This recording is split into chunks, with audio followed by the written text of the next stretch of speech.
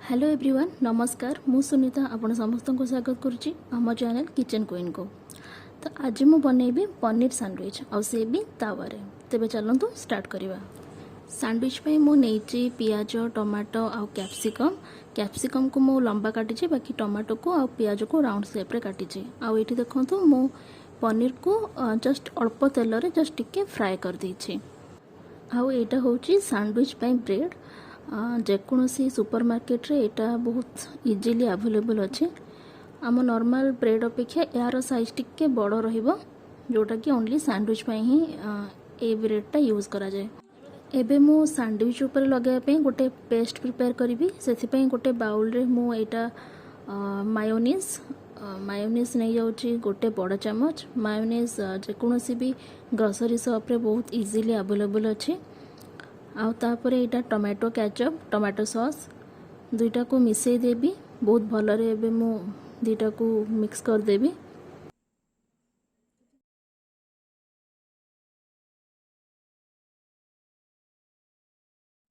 एबे मु ऐड करूची ऑरेगानो भी आपन को जेकोसी ग्रोसरी शॉप रे मिली जिवो।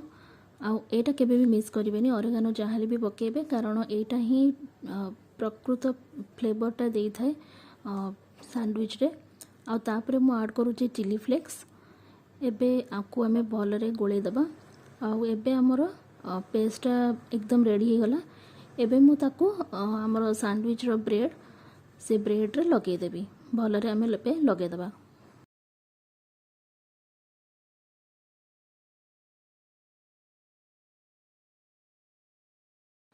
एबे मु ब्रेड रे पेस्ट लगे सारा परे मु काटी रखितबा पियाज टमाटो कैप्सिकम आउ पनीर से सब को मु से ब्रेड ऊपर सजाई की रखी दउछे।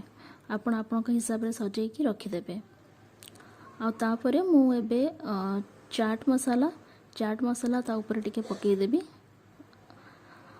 आउ एटा देखंतु चीज मध्य ता ऊपर गोटे स्लाइस रखी देबी। चीज़टा मिस करेनि बहुत भल टेस्ट दे थाए।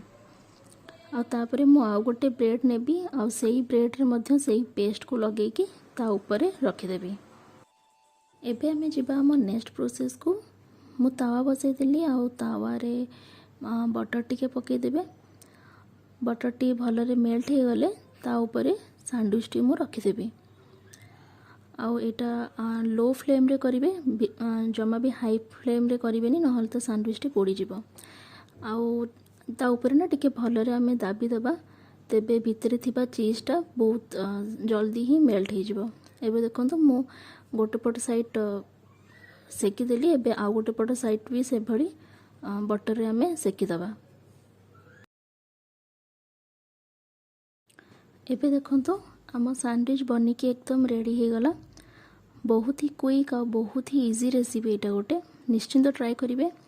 आउ एबे मु मझिरु एमती दिफाड़ कर दउची जेमती कि सैंडविच को मझिरु कटा जाए। एबे देखंतु एबे एटा खाइबा पई एकदम रेडी हो गला।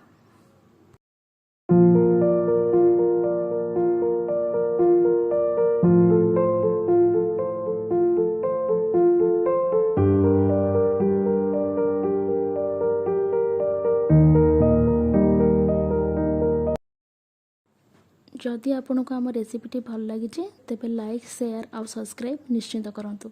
नमस्कार।